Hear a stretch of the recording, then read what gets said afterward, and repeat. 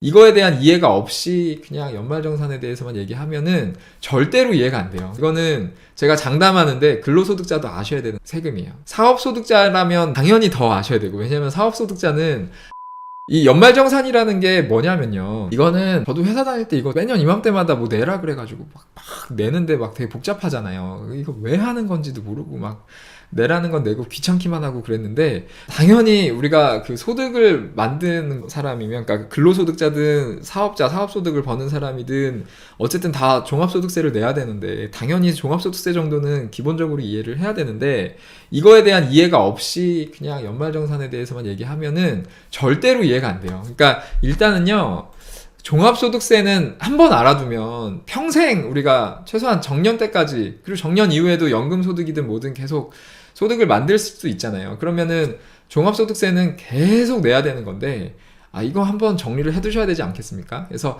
종합소득세에 대해서는 정확하게 이해를 해두세요. 이거는 제가 장담하는데 근로소득자도 아셔야 되는 세금이에요. 그래서 근로소득자도 당연히 아셔야 되고, 사업소득자라면 당연히 더 아셔야 되고, 왜냐면 사업소득자는 내 세금도 내가 신고해서 내야 되고, 근로소득자는 내 종합소득세를 회사에서 다 내주니까 사실 몰라도 할 수는 있지만 아는 게 좋고, 근데 사업소득자는 내 세금도 내가 다 신고해야 되고, 내 종합소득세, 내 세금뿐만 아니라 우리 직원들의 세금까지도 다 내가 해줘야 되니까 당연히 알아야 되고, 그래서 일단은 종합소득세를 정확하게 이해를 하시면 이 안에 그 연말정산 소득공제 같은 개념이 다 들어가는 거거든요. 왜냐면 연말정산이라는 거는 근로소득자들의 소득공제예요. 그러니까 종합소득세라는 거는, 잠깐 보면 여기 제가 표로 정리해 놓은 게 있는데, 이 영상 두 개 보시면 다 이해될 거고, 종합소득세라는 거는 여기 제가 표로 그림으로 정리한 게 있는데 크게 이렇게 되는 거예요. 그러니까 소득 금액을 구하고, 여기에는 이제 근로소득이 얼마인지 6가지 소득이 있거든요. 그러니까 사업자들은 사업소득이 얼마인지, 근로자들은 월급이 얼마인지, 이거를 1월부터 12월까지 소득을 다 더해가지고 1년 동안의 소득이 얼마인지 해서 이걸 구하고, 거기에서 이제 소득 공제를 빼고, 그죠? 그러면 그게 과세 표준이 되는 거고, 그럼 거기에다가 이제 세율을 곱하는 거고, 그러니까 세율이 이제 종합소득세는 누진제라서 과세 표준에 따라서 세율이 다르게 적용되니까 이렇게 되는 거고, 이렇게 해서 이제 종합소득세가 얼마인지 산출세액을 딱 구하고, 그 세액에다가 세액공제라는 걸 빼고 거기에 이제 가산세 더하고 뭐 이렇게 해가지고 이제 납부하는 거거든요. 그러니까 크게는 여기에요. 소득공제가 여기에요. 소득공제가 여기에 들어가고, 연말정산이라는 거는 여기에 들어가는 거예요. 그러니까 내가 근로소득자다 그러면 근로소득만 있잖아요, 보통. 그럼 근로소득이 얼마인지 구하고, 그 다음에 여기에서 소득공제 할 게 얼마인지, 그거를 빼주고, 근데 이 소득공제를 하기 위해서 연말정산을 해야 되죠. 요걸 알아야 되는데, 소득공제에는 또 종류가 있거든요. 기본공제, 뭐 인적공제가 있고, 또 추가공제가 있고, 뭐 보험료공제가 있고, 뭐 조특법에 의한 이런 공제들이 있고, 되게 많아요, 종류가. 이것도 제가 소득공제에 대해서는 여기다 다 정리해놨거든요. 여기다가 여기 소득공제 들어가면 사업자들한테 해당되는 거, 뭐 근로소득자들한테 공통으로 해당되는 거, 이게 다 있고요. 종류가 이렇게 많아요. 그리고 근로소득자들한테 또 특별히 해당되는 거, 이런 종류가 되게 많거든요. 그러니까 이 정도를 알면 근로소득자들도 절세를 어떻게 할 수 있는지 좀 알 수 있죠. 우리가 현금영수증 쓰는 것도 다 이 소득공제 받으려고 하는 거잖아요. 아무튼 이런 걸 좀 알고 전략적으로 하는 게 좋죠. 현금영수증도 무조건 하는 게 좋은 게 아닌데, 소득공제 제대로 알고 받자, 이렇게 정리한 것도 있고. 그러니까 이런 얘기가 되려면 일단 종합소득세를 이해해야 된다. 그래서 요거는 좀 반드시 알아두시면 좋겠고요. 저 요거는 좀 초등학교부터 좀 가르쳤으면 좋겠어. 초등학교에서 기본적인 내용, 중학교에서 좀 제대로 된 내용, 이렇게 의무교육을 해서 내보냈으면 좋겠어요. 이것도 모르고 돈을 번다는 게 말이 안 되는 것 같은데. 그러니까 인적공제가 있어요. 소득공제에는 아까 보여드린 거에 보면 기본적으로 인적공제가 있어요. 기본적으로 일단 인적공제 한 명당 150만 원을 해줘요. 그러니까 내가 소득이 뭐 1년에 근로소득이 3천만 원이다. 그러면 3천만 원에 대한 세금을 내야 되잖아요. 아까 이 표에서 내가 기본적으로 종합소득 금액이 3천만 원이다. 그러면 3천만 원에 대한 세금을 내야 되는데, 일단은 기본공제라는 걸 해줘요. 그래서 무조건 150만 원, 나 한 명 기본공제 150만 원을 까줘요. 그러니까 소득이 일단은 3천만 원이면 2,850만 원으로 줄어드는 거예요.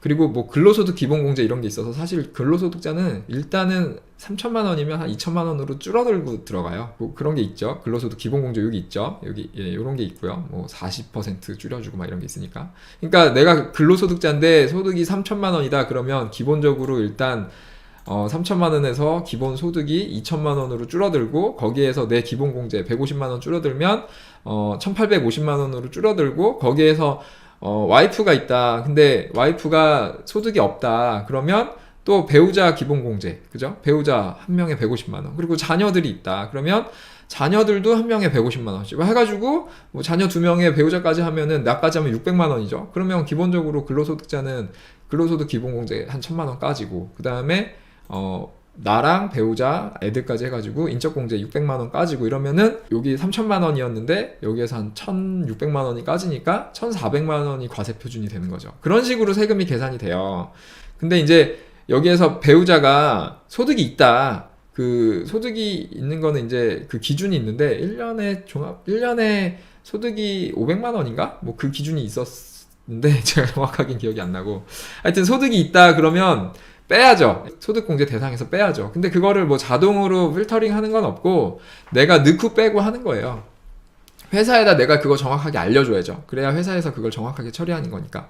이중으로 막 돼요. 이중으로 배우자가 소득이 있는 상태에서도 홈택스에서 신고할 때 배우자 공제 입력하고 애들 공제 입력하고 막 다 돼요. 근데 원래는 안 되는 거죠. 배우자 소득이 있는데 거기에서 기본 공제를 받아버리면 안 되는데 안 걸리면 문제가 안 되죠. 근데 나중에 걸리면 그게 이제 문제가 되니까 그렇게 하면 안 되는 거고. 아무튼 입력은 할 수 있다. 뭐 자동으로 없어지고 이런 건 아니에요. 그래서 자료를 정확하게 제출해 주시면 돼요.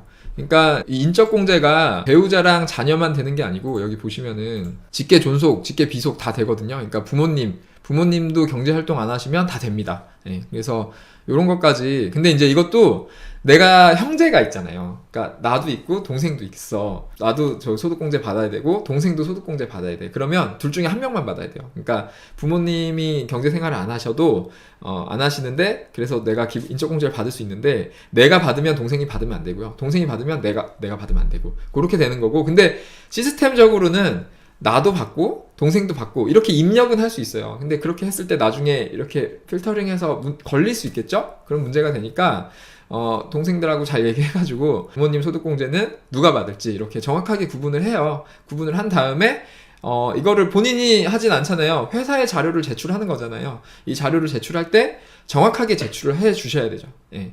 그리고 이제 지금 이제 근로자 입장에서 말씀드렸는데 사업자 입장에서도 마찬가지예요. 사업자 입장에서도 매년 3월 10일까지 우리 회사의 직원들의 연말정산을 해줘야 돼요. 그 연말정산이라는 게 아까 이 영상 이 앞에 질문에서 말씀드린 그 증빙 얘기에서 말씀드린 근로소득 지급명세서거든요. 상용 근로소득 지급명세서 제출하는 게 바로 연말정산이에요. 그러니까 매년 1월에서 12월까지 내가 근로자들한테 준 돈이 얼만지를 이거를 국세청에 신고하는 게 3월 10일까지, 매년 3월 10일까지 1년에 한 번 신고하거든요. 그게 바로 연말정산이고, 그거 할 때 이 직원의 종합소득세 신고를 내가 다 해주는 거예요. 그래서 이 직원의 소득공제가 어떻게 되는지를 내가 다 입력을 해야 돼요. 그걸 하려면 이 직원의 그런 인적공제는 어떻게 되는지, 뭐 이 직원의 소득공제 받을 게 뭐가 있는지, 뭐 소득공제 종류가 되게 많잖아요. 뭐 병원비, 뭐 교육비, 뭐 이런 거 다 해야 되니까. 그러니까 그거를 연말정산 간소화 서비스라는 게 있거든요.